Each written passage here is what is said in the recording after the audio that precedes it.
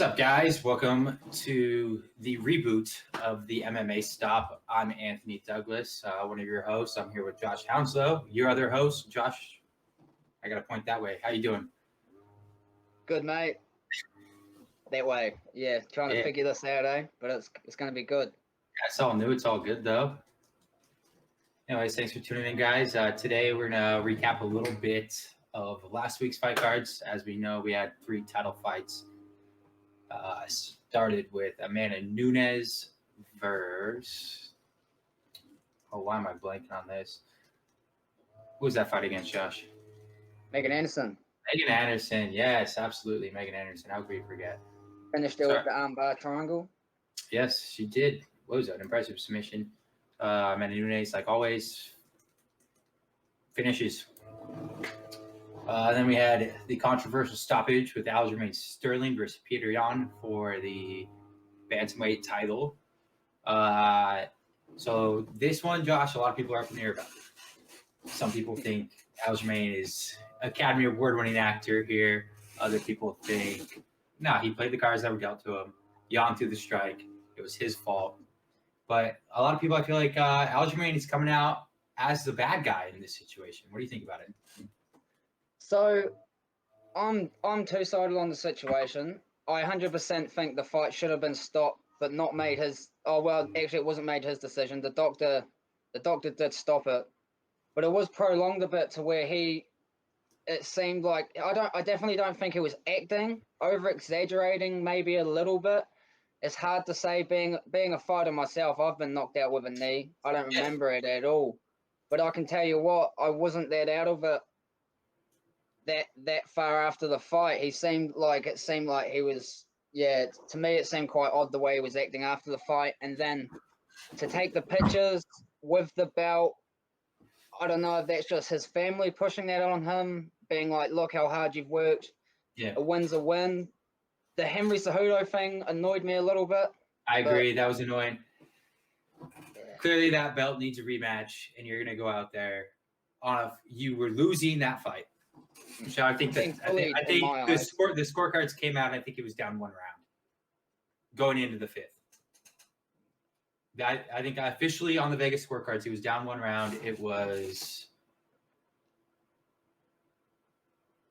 it was tied. I think it was tied going into the 5th round. That's ridiculous.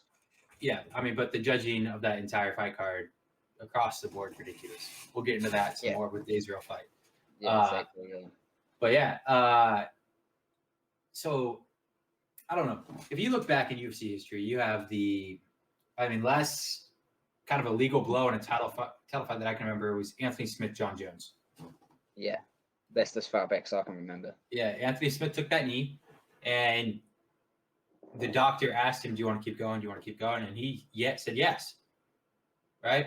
If he lost, say if he said no, champion of the world, right? His career is entirely different than it is now. Anthony has kind of gone a little bit downhill since that kind of peak of his career. So with Aljamain, I do kind of understand when he's come out after the fight and has said, the things going through his mind in that moment. If I say no, if I say I can keep going and then I lose, or even if the doctor just calls it a draw, I was already losing the fight. I'm 4 fights away again from where I want to be. So I get that standpoint from a athletic standpoint. But at the same time, Peter Yan, he's the champion of the world. He has to know, I can't throw this strike. No mercy, man. You're the guy. But dude, it doesn't. Whatever your nickname is, it doesn't matter. You're at the top. You're at the top. One of the best people in the world. You have to know the rules that one of the few rules in the sport, even. How many rules does UFC fighter really need to know? For sure, man. I feel like I'm just as confused as everyone. Exactly. He's at the top of the sport. He's the champion. You should think he knows the rules, even with the language barrier being there. And if he doesn't know, his corners should know. And then I think it came out one of his corners said to throw the strike. You listen to the corner, and obviously I don't know Russian, but you hear people that are saying translate, and they're saying just punch apparently, but Well, that's hearsay. Khabib was by the corner, and he came out and said afterwards that like they told him to throw it. Yeah, I heard Daniel Cormier's talk on the Ariel Helwani show how he's unsure if he said how to throw a punch or a knee, because my thing is there's a language barrier, yes, but even No, then, 100%. like he knows what a grounded opponent is and knows what it isn't. But the change between commissions doesn't matter if you're on your knees in any of the states. I think that's a grounded opponent regardless. So my train of thought is, what is this guy thinking? He's the champion of the world. He's winning the fight. In my eyes, he's actually almost bullying the guy in the 4th round. He's picking him up, throwing him to the ground and pounding him, beating him up. And then, like, we've got to be naive or silly to think that this guy's going to be in it going through his head like, fuck this, I'm just going to knee this guy in the face and just... No, 100%. He was going for the kill the entire fight. To think that it was, like, intentional is... But it was, but the thing it wasn't intentional as well. It's so 50-50. It's like it blatantly was intentional. He threw the knee. And the ref said, I'm pretty sure the ref said right before, he's a grounded opponent. Yeah, but I think the question is everyone should be asking is why. Like, why did he do it? Like that, he 100% knows why he did it. He has to. Because you threw that knee, you're no longer the champion of the world. Oh man, and you're winning too. It's not like he was losing and looking for a way out, man. Like he would have finished. He would have finished that fight. Maybe not finished, but he would have won by a decision. I feel like he finished the fight. I feel like most people feel the same way. That's something that absolutely crazy happened. That was his fight to win for sure. All right, so let's go on to the Israel Adesanya middleweight champion, going up to the light heavyweight division and challenging our boy. 2 seconds.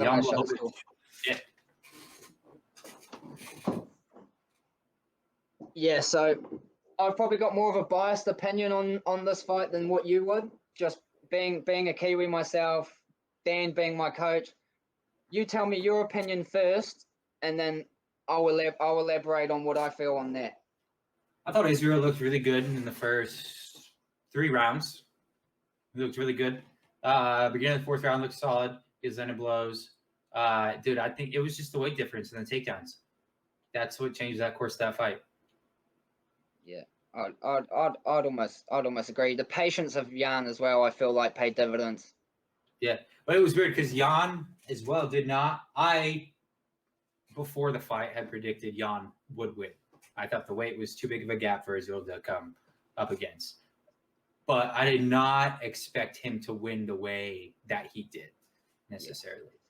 Yeah. I thought the Polish power was going to come in. I thought, because if you watch Jan fight before, he always is charging forward, and he's very good at switching the stance. So he's like, even when he's walking it down, he's always hitting with the power hand. Yeah, that's catered to Israel though, and I think Jan's team come in with a very smart game plan. Like everyone's always saying Israel's going to get knocked out, and he's proved everyone wrong time and time again.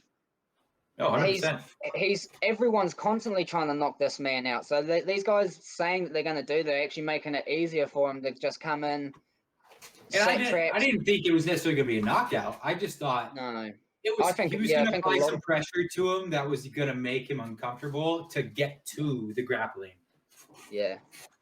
I think what he said, and it surprised a lot of people, is he says Israel hits a lot harder than what a lot of people think, and that stopped him from rushing in the early rounds because Israel's so precise, and if he's got the power that Jan says he does, you can't rush in on a man like that. That's very dangerous. The way Israel will frame and change stance and throw at the same time, you can't walk into that. What's that old saying? I think Conor McGregor said it. I don't hope, throw and hope. I aim and fire. Like but I think Conor McGregor even said timing beats power, or it's precision and timing beats. Yeah, timing beats speed and precision beats power every time. Yeah, man. And Israel he is still even after that fight one of the best strikers in the UFC without a doubt. Oh, 100 is in my eyes is that loss. He's still the best striker, I feel. Well, and the way he handled the loss, even as soon as he went out there, I've lost in life, I've lost in love, I've lost in family. Yeah. I think a lot of people think he's not as humble as what he is, but he just proves everyone wrong all the time. I mean, being a Kiwi, I have a biased opinion, but that guy's like, it's pretty inspirational, man. Like he proves as well that you don't have to come from like poverty and like stuff like that to be a fighter. Like he just went for something he wanted, you know. He's just a driven man, and what he's done in the UFC in 3 years, tried to become the light heavyweight champion after getting the middleweight title, and only in a few years come up That's short. right. Yeah, his in a debut in the great UFC fight. was 2018. Yeah, he's an inspiration for sure. Can't wait to see what he does next. But so is Jan, man. Almost getting cut a few years back. Look what he comes back and does, and he's Exactly. he's the nicest guy, man. The whole rope thing. I don't know if that's just a European thing, but that's weird, dude. But I think he's it is a cool, European thing. He's a cool man. Yeah. So I had this on for later in the show, but I think we can segue very nicely into this since we were talking about Israel. Let's talk. What's next for Israel Adesanya? Josh, what do you think? I think we had a conversation the other day, and you said something that I didn't agree with, but now I do 100% agree. I think Till gets through Marvin Vettori, like quite decisively. That is, I feel. That's the fight to make. I feel like that is the fight to make. That is an exciting fight. It's two names. It might not necessarily make the most sense in the middleweight division, but for business, two names, that'd be an exciting fight. I'd be stoked to see that fight made. But at the same time, it kind of makes sense in the middleweight division. Where's the rankings? Where's the rankings at? Where is Till sitting in? Till is number 4. Vettori's 5. Okay. Okay. Oh, okay. He last beat Paulo Costa. He fought Yoel Romero. Before that, Israel became the champion fighting Robert Whittaker. Right? Whittaker, yeah, he just beat Till. But I think just the way the UFC works, the Whittaker fight was a decisive victory for Israel. Oh, 100%. Till, he's a marketable guy. He's gonna bring in money. The European audience is huge over there ever since Mike Bisping. They've got that English crowd shells out. So you have Darren Till with a big fan following. He's a mouth. He's gonna sell the fight. If he goes through Marvin Vettori, you have a fresh face and a guy with a lot of personality who the current champion already is calling out. Yeah. How many times? I think Till said this. He did an interview with Errol Hawani the other day on ESPN, and he even said something about how normally, if you're a contender, you have to call it the champ. But I must be doing something right because Israel's already saying my name. Definitely, man. And I think it just it's because of Israel's style, as he's a pure martial artist and he wants to fight the pure Muay Thai fighter. Darren Till's got a pure Muay Thai style. He wants to strike off. That'd be definitely a great chess match standing up, man. I think it'd be great. Real cool I think personally that's one of the best fights you can make in the UFC. Yeah. I think a lot of people agree as well, and that's the great thing about the UFC. They do make fights people want. It's not like boxing where you're waiting 4 or 5 years for these fights to happen, or they might not ever happen. We could be looking at a fight that everyone wants to see come very soon. Absolutely. Yeah, this fight is definitely one to make. I believe Till versus Vettori is coming up on April 10th. I think they just announced. How do you see that fight going? I think Till gets it done. Yeah, I think Till gets it done. TKO. I feel a TKO. I think Till gets it done. Man, I was talking to someone earlier. Yeah, I was actually who was I talking to? I can't remember who I was talking to. But it's some comedian. They had did an Instagram live, but they have on UFC Fight Pass. They have a comedy special, basically all on MMA. Like Adam Hunter or something like that. Anyway, I can't remember what his name was, but he was live earlier, and I hopped on and asked him who he had on Till versus Hermanson, and he was laying out, and he said Hermanson because he didn't think Till has fought good enough opponents to prove how good he is. And so then I went back and looked through Till's record, which I already knew pretty well. Then looked through Hermanson's record, and I was like, "What is this guy smoking?" You looked at a split decision.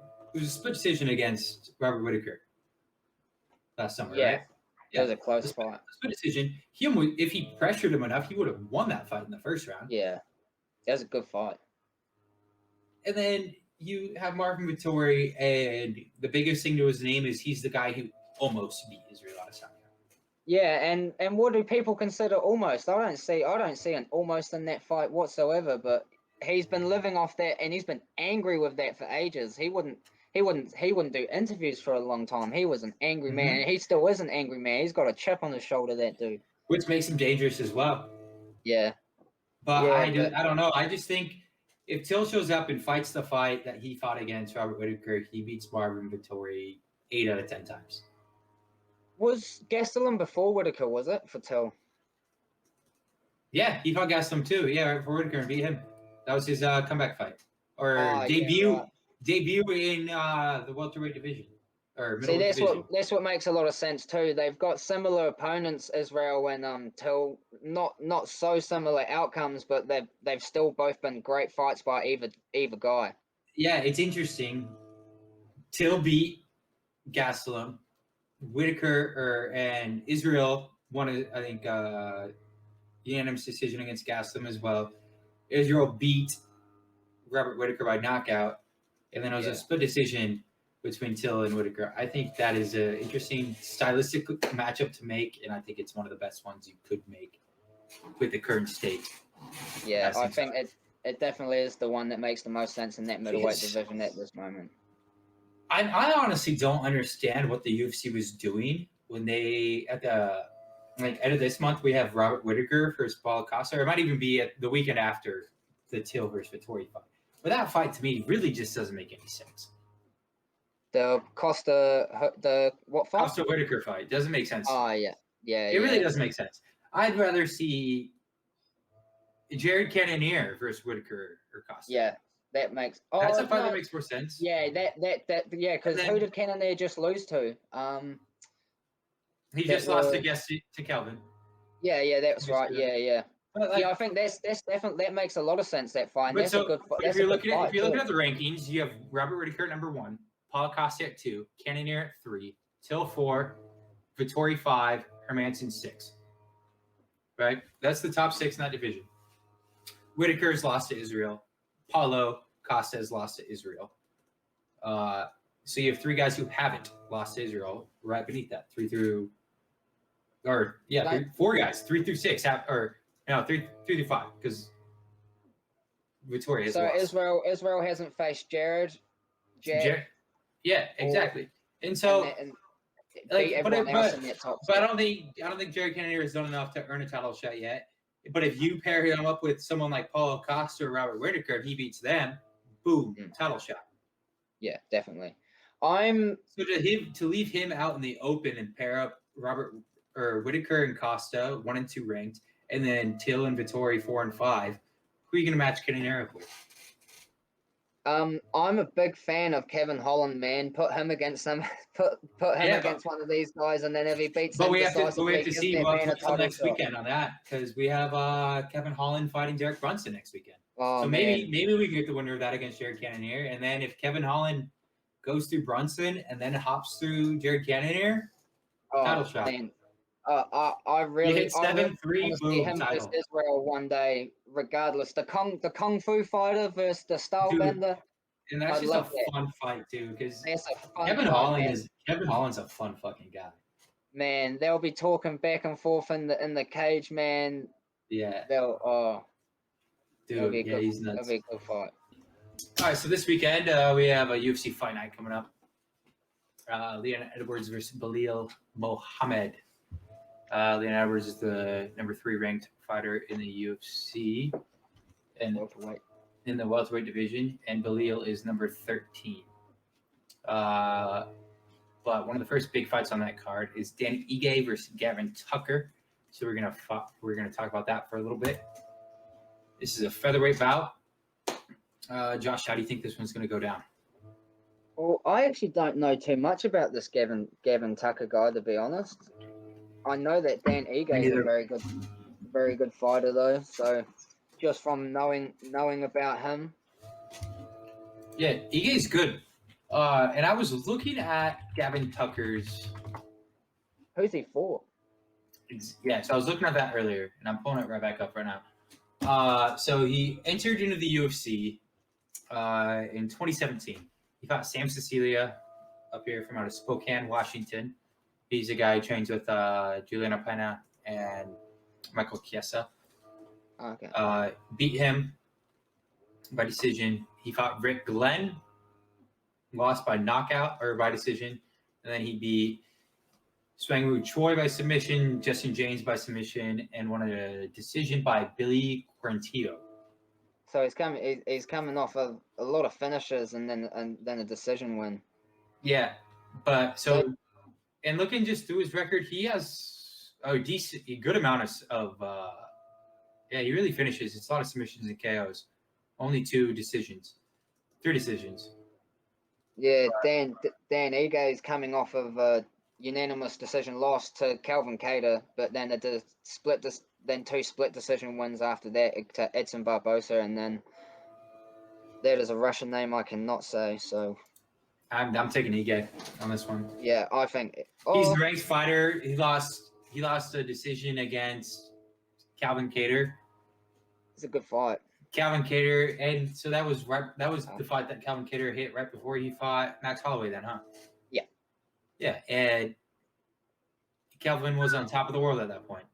Yeah, until he ran into the Hawaiian to go to decision with Danny Ige. I'm taking Ige through that. Yeah, that shows toughness. He's got the experience, dude. Yeah, to go through that with Calvin Kattar, because he's fought the harder opponents. The beating he took from Max Holloway, no one else has done that to him. Holloway's a different level, man. Him and Volkanovski are up here. Brian Ortega, they're up here. The rest of the division, he proved that there's a bit of a gap between some of those guys. It's a very heavy stacked division, but 100%. I don't know if he was possessed that night. Far out. It was insane. Yeah, I think this one. Yeah, Dan Ige. This is your fight, buddy. You got this. I did read some when I was looking up Gavin Tucker earlier. I saw some kind of headlines. Some sports websites. Where's he come from? Has he come from the Contender Series, or has he come from a bigger organization outside the UFC? Extreme Cage Combat in Canada. Oh, okay. He was the champion up there before he came to the UFC. But yeah, I saw a lot of headlines from not really that big of places, but some people are saying Gavin Tucker is gonna go right through him. Really? I'm curious what the odds are on this. Actually, you might have to mail me that. I need to read that. Who's writing these articles? Jokesters, man, jokesters. No, here, let's look at these odds though. Yeah, so it's looking like Ige's minus 160 and Tucker's a plus 140 in this fight. So yeah, not too bad. It's up in the air. Anyone can take it. Yeah, I think I've just seen more of Ige to where I'd take him. Yeah, I've probably seen this other guy fight, but I can't remember by name. Yeah, same. And I did rewatch some of his fights, and yeah, I just think Ige has had impressive performances against higher level opponents, and I think that just is what's going to get him the victory on this one. It's what makes it impressive as well when people stand out. When you watch fights just about every single weekend, and then you remember guys, even though you've only seen them once or twice. That's why I don't remember seeing this Gavin Tucker guy, but I remember seeing Dan Kevin Holland for me. That was Kevin Holland for me last summer, man. 100%. Knew who he was straight away. I was like, who is this kid? Yeah, straight away. Yeah, right off the bat. You got anything else? Yeah, you got anything else on the Ige versus Tucker fight? No, I've got nothing on that, my bro. All right, we'll move on then. Heavyweight. We have a bout between Misha Sirkanov versus Ryan Spann. I'll take the lead on this one. So I was looking at this fight, and I think Ryan Spann wins this one. They both haven't fought two high-level opponents I think they're both like 2-2 in the UFC since the entries. But Sirkanov has his losses have come in the first round by knockout. Oh, And okay. then they both have a common opponent in Johnny Walker. Johnny Walker knocked both of them out. However, in the Ryan Spann fight, prior to Johnny Walker knocking him out, he had 2 knockdowns in that fight. So he has power. And you have a guy who is getting knocked out in the first round twice in his 4 fights. I'm thinking Ryan Spann he's going to have that power just to connect and knock this guy out. I seen Ryan Spann come up in the Contender Series, and I'm pretty sure he was knocking people out or TKOing them, and Dana still wouldn't take him on. I feel like that was Ryan Spann, and he was like, "What do I got to do?" No, he was Contender guy. And then he finally got in the UFC. I think he won his first in the UFC and then lost a couple, or maybe it was the other way around. Yeah, maybe let me just look real quick. But yeah, I think his last loss was Johnny Walker. They call him Ryan Superman Spann. Yeah, so his last fight was September 19th of 2020. He lost to Johnny Walker by knockout in the first round. Yeah. He beat Sam Alvey in his fight before that. Shout out to Sam. Thanks for the interview earlier this year. You're the man. Sam Alvey actually has a fight coming up on April 10th on the Vittori Till card. So make sure to listen to that and watch that. So Spann beat Alvey in a decision. And was that his debut? And then previous to that, he was on a 3-fight win streak in the UFC. Oh, okay. Or I guess technically 5-fight win streak because they're counting the Contender Series, I guess, now in the rankings. Yeah, that's what I'm reading too. Yeah, so it looks like 5-fight win streak. He lost to Johnny Walker by KO. Yeah, man, I think this fight is Ryan Spann's. He's got a couple of submissions. Does he know? Yeah, he's got a couple of submissions. Who's he? Oh, this Misha guy. No, I've seen him. I've seen him bang, man. He's pretty good. Who's got the Canadian? Is he Canadian? Which one? Ryan? Misha. Nah, he's Russian, I believe. Is he? I mean, his name sounds it, but I'm pretty. Oh, no, Latvian. Yeah, right. Latvian and Canadian. Yeah, so yeah, he's a bit Canadian, yeah. Yeah, because I'm pretty sure.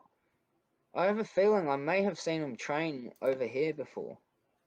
Yeah, so let's see. So if we're looking back at Misha's last fights, he submitted Jimmy Crute out of Australia in the first round. Then he got KO'd by Johnny Walker in the first round. So they both have that in common, first round knockouts. And then he beat Pat Cummings by submission. So I don't know. So, yeah, it seems like he's more a submission fighter. And then he lost to Glover Teixeira, of course. And he lost to Volkanovski, but all first round knockouts. Yeah. And then he lost to Nikita Krylov by first round submission. But yeah, all of his wins, it looks like, are by submission. Yeah, beating Jimmy Crute's pretty impressive by submission. Yeah, all of his wins are by submission going back because he's been in the UFC since 20. No, he had a first round knockout in his debut. 2 submission wins, a loss by submission, a knockout loss, a submission win, a knockout loss, a submission win. Yeah, so I guess, man, I might change my point of view on this one. I guess it all really depends on if this fight stays standing or if this fight goes to the ground. Yeah, I feel like this Misha guy, he's going to be hungry for a win after coming off. Yeah, it seems like he's put people out. Yeah, he's going to be he's coming off 2 losses, a win, a loss, a win. He's going to be wanting to put a win streak together. Obviously, all these guys are. Ryan Spann's coming off a loss. But if this Misha guy can get it to the ground, I feel like he's got the edge on that. I feel like he could pull that off. No, 100%. I agree there. But yeah, I think this is going to be a kind of a grappler versus striking match here. Who can lay the power shots? Who can get it to the ground?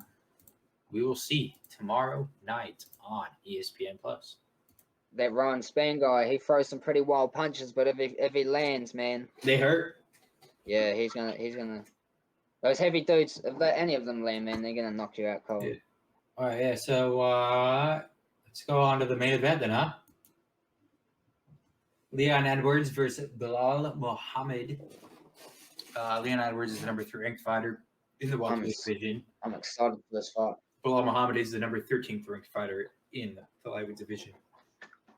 Hell, Not lightweight, sorry, welterweight division. they did Leon like that, though. He needs a fight, though. Leon needs a fight. What the hell? He's the first one to tell you he needs a fight. He's had a string of bad luck that's led him to fighting someone that's ranked lower than him, but I mean, not really. He was gonna fight an unranked guy in Kamza or Hamza. Oh yeah, true. That wasn't even ranked. He was about to take that fight. That's 100% right, actually. Forget about that. Yeah. Okay. So this fight for me. So yeah, Bilal Muhammad, his last fight was 27 days ago. He took 26 leg kicks in that fight. His legs were fucked. He talked about the legs being a problem at the end of his interview. It's been less than a month. I think you have a question mark next to it. How healed are his legs? How good is he going to be in that moment? And if I look, Leon Edwards is sharp. And Leon is sharp, and he likes to kick. Exactly. He's got a good kickboxing background, man. Exactly. And I was watching him fight. I was watching him fight yesterday. I don't know if it was after the Usman loss. The way he mixes in his wrestling now with some of his takedowns is like pretty impressive. If you ask me, he's pretty good. He mixes everything up very well. He's an all round good fighter, like all round. All right, so we got Bilal. 27 days since his last fight. Took a lot of leg kicks. Question on how healthy is he going to be? How many leg kicks can he take before it compromises him in this fight? You know. And I look at his wins. So in the UFC, I think Muhammad is 9-3. Right, Diego Lima was his last win, 15-8. In the UFC, 3-3, beaten no buns. He beat Lyman Good, 21-6 martial artist. In the UFC, 3-3, really beat nobody. Then he beat the number 5 ranked fighter, Takashi Sato, who's 16-4. He's 2-2 in the UFC. Again, beaten nobody. And then Curtis Millender, the fight right before that, 2-2 in the UFC. Not even in the UFC anymore. Yeah, then you have Leon. Then you have Leon. He's on an 8-fight win streak. His last 3 opponents, Donald Cerrone, Gunnar Nelson, Rafael Dos Anjos. This is Leon's fight, man. Yeah, man. This is and it's coming back part. It's his coming back party. It may be against a guy that's lower ranked than him, but like you said, at least this guy's ranked. Unlike, but actually, it's wrong. It's wrong of me to say that it's Leon's fight. Because I'm sure Dana has come out and said if Leon goes in and does something spectacular, he gets the title or he goes up for the title fight next. However, it's really Belal's fight. Belal doesn't belong in that fight right now. But if he wins that fight, it's a win-win for him. Again. He's not going down the rankings if he loses. If he wins, he's going right up. He's too far apart from him in the rankings for it to affect the rankings, essentially. Yeah, 13 versus 3. So 10. He's essentially catapulting himself into title contention in one fight if he wins this fight, especially impressively. If he beats Leon impressively. If he knocks out Leon Edwards in the first round, we're seeing Usman versus Muhammad by the end of this year. Yeah. It doesn't look like anyone's taking Usman out at the moment, eh? I don't see that happening anytime soon. No. The only person I see beating him possibly is Colby. They had an amazing fight. They did. Colby's a bad man. I'm very interested in seeing a Michael Chiesa Kamaru Usman fight. That's interesting. Do you think in a scramble he could grab his back and like snatch something up or something like that? Because I feel like that might be his only chance. I think stand-up is going to go to Usman. I think Chiesa is a good enough grappler, though, that it can be interesting. Yeah, I feel like that's some Tony Habib talk right there. That's why everyone was interested in I that got to fight, support my boy. We're both from Washington State, Michael Chiesa. Oh, fair cool. Fair cool. But yeah, that'd be a good fight. And I think he's only a couple fights away. He's ranked number 6 right now. So we'll see how that goes. Yeah, so next weekend we got a couple big fights. There's one that we really want to touch on right here. And it is Gregor Gillespie versus Brad Riddell. I chose this fight because I message back and forth to Gregor pretty frequently. You're from New Zealand. You obviously know Brad Riddell. Oh, I don't know him personally, but I've seen that man train, and he's a savage. I don't mean by personally, but yeah. That guy's an animal. That's going to be an interesting fight. Gregor Gillespie, man, his wrestling. I almost wish that he didn't get knocked out with the head kick by Kevin Lee, because I wanted to see them grapple. I wanted to see how their wrestling exchanges went. Mm-hmm. But the fight game, man, he got put in another dimension with that head kick. He got knocked into another world. His wrestling, though, when he uses that right, man, it is dangerous shit, though. It's super dangerous, man. If a man can hold you down like that and just pound on your head in MMA, that's back in the Mark Coleman days. Less like people like Habib and Gregor Gillespie. I've seen them make other guys look like they don't know any wrestling, and these are world-class fighters. They know takedown defense. They know how to wrestle, and these guys just holding them there, pounding them. And they hurt them. They hurt them bad. I've been watching Gregor for years now. I have a wrestling background, so back in I think like high school, I remember YouTubing Gregor Gillespie matches because he was wrestling the best of the best in college at that time. Yeah, so he's just been competing at a high level for a long time, eh? Well, I don't know if you know who Jordan Burroughs is. Yeah, man. Yeah. He's one of the best wrestlers out of the United States in a long time, and Gregor lost to him, but Gregor he's won national titles and stuff, or maybe not one, but like silver medals and stuff. He's a phenomenal guy. He actually beat Michael Chandler in a wrestling match in college. National championships. He beat Michael Chandler in there, and I love that they're in the same division now because I really want to ask him. So you're one of the few guys who's ever beaten Michael Chandler. Sure, it's not MMA, but how do you see it going, you know? Yeah, for sure, man. Watching a video of Chandler and Usman wrestling the other day, just flying around, man. Those guys are powerful dudes. Chandler's a strong motherfucker, dude. He's built so strong. He's just a brick. He's just a little nugget. Oh, fuck that dude, though. I don't want to talk about that, man. Well, what don't you want to talk about? Nah, fuck that dude. Well, yeah, Brad Riddell, man. It's going to be a hell of a fight. I think people may stop underestimating the Kiwis' takedown defense.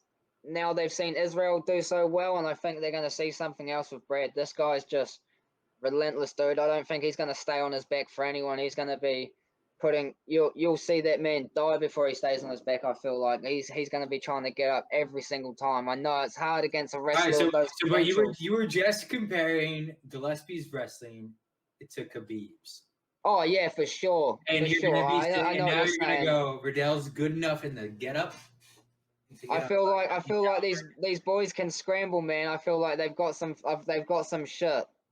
And I feel like the way how explosive he is. I feel like I don't know, man. I don't know. It's gonna be an interesting fight. I feel like he's a powerful, explosive little man. How big's Gregor? I mean, they both fight at 155. No, I mean like height and size wise, because Brad Riddell's a compact little dude. I didn't realize how short he was until I actually seen him in person one time, man. Let me look up his stats real quick. And I definitely wasn't comparing Gregor's wrestling to Habib's. I'm just saying the way they hold people down, there's no way that I'm comparing anyone's wrestling to Habib's, man. No, I No had to stretch for controversy. way. Yeah. So actually, they're both 5'7". They're both the same size. Yeah, man, they're compact little dudes. Yeah. Mm-hmm. I feel like what maybe the factor is the background of wrestling with the be able to constantly push that pace going through the takedown. But if Brad can keep it on the feet, man, if he can keep that distance, keep it on the feet, he's a sav. Have you seen him kickbox? Yeah, I've watched all Brad Riddell's fights. Yeah, man. He's an animal. Yeah. But, I mean, he says, yeah. What's but you can't knock Gregor's stand up because even in that Kevin Lee fight, it was a stand up fight. That's why he got knocked. I mean, he got knocked out by a crazy head kick. But leading up to that, it was a good fight. Yeah, I was actually, man. But yeah, I'm a bit of a biased dude. I have to admit. Before that Kevin Lee knockout, I thought Gregor was like definitely one of the runnings to be the champ, man. I was like, this guy's. I thought it was fucking Kevin Lee up before he got knocked out. Yeah, man. That head kick, eh? Fuck. Yeah, when it happens, it's the fight game, huh? Yeah. He zigged when he should have zagged, man. Exactly. Yeah, you never know. You never know. All right. Yeah, next up. Yeah, we'll move on to this subject right here. So we got Amanda Nunes versus Juliana Pena for the bantamweight belt. Juliana Pena is ranked. I couldn't find him. Amanda. Yeah, Juliana Pena is ranked number 6 in the bantamweight division. Oh, this is right. Okay. Amanda Nunes is the champion. So I actually did a lot of research on this one. A lot of research on the subject. If you want me to go, I can just go. And Yeah. Okay. So when I first heard that Juliana Pena had called Amanda Nunes out, even when we were talking about it earlier today, I thought it was at 145. Oh, okay. I thought it was at 145, and I was like, yeah, Pena's coming off a loss. But really, she had a loss, won a fight in the 145 division. I mean, even look on UFC rankings. Amanda Nunes in the featherweight division, she's the only person they rank. Yeah. They don't even have a top 15. Yeah, I was like, featherweight division, don't even have a ranking system. Coming off a win, has only lost to like 2 very good opponents. One of them beat Amanda Nunes. Let's just let's see that fight. And then I found out it was. We need to feed the lioness someone, but I feel like that's all we're doing at this stage, dude. Unless she's fighting Shevchenko, I just believe that the gap is way too far apart. That women's featherweight division does not last throughout the year. No, it's done. Yeah. Yep. All right, so we got Amanda Nunes. And then when I thought, it's at bantamweight, well, Nunes is going to win, right? Nunes is going to win. And I did some more digging. Amanda Nunes hasn't fought at bantamweight since December of 2019. So how hard's the weight cut for her? How's her cardio going to be? Those are questions you can now ask because it's been so long. Because even when you're looking at a bantamweight fight, she's not going to take that on a shorter notice because she knows she's going to have to cut the weight. So we're looking at probably August, September minimum. You're almost 2 years out from when she's made that weight before. And then you have Juliana Pena, who, if you watched her fight versus Valentina Shevchenko, when Shevchenko was ranked number 1 in bantamweight and Pena was number 2. Shevchenko won the first round for sure. But in that second round, Pena dominated and was out wrestling her, striking her up. She had really good footwork, great takedowns, and then just got caught at the end of the round in a submission and got submitted. Yeah. But I do think Nunes has struggled against people who can wrestle well. How long ago though? And I know you hated Juliana Pena little argument for why she deserves the belt. No, I know. loved it. I fully like recognize what she's doing and like where she's coming from, but the whole like Amanda Nunes is scared, doesn't want to fight me, bro. This woman's not. This? So I was listening to Chael Sonnen earlier, the great Chael Sonnen, Uncle Chael, if you will. Uncle Chael, love that man. Yeah. So he was saying that this is not the first time. So, I mean, Juliana Pena said this, a few days ago? Nothing out of Amanda Nunes, right? Hasn't said a word. They've had 2 contracts sent back and forth together prior to this event, and Nunes has said no. Yeah. She's turning a fight down for a 3rd time. And the previous times when she turned them down, it was times when the fight made a lot more sense than it did now. Yeah, I don't understand why she would have done that. That's something you'd have to ask her. But I just don't see this Juliana Pena chick being much of a threat to her at this moment in time. I don't see anyone really being much of a threat to her. She trains with Kayla Harris all the time as well, so I feel like her I feel like her wrestling, her takedown defense, everything's improved a lot. I don't think wrestling and takedowns are gonna be. I think Nunes' biggest downfall might be in the future. She'd be too confident and run into something. I think that might. I think if she loses at bantamweight. I don't know. Yeah, definitely. So I'm just looking at just the way her lifestyle has changed since last time she fought bantamweight. I believe she's gotten married. She has a kid now, a young kid, a few months old. She brought her into the ring after the last fight last weekend. I think it's going to be a lot harder for her to find the motivation to get back down to 135. Yeah, I don't know, man.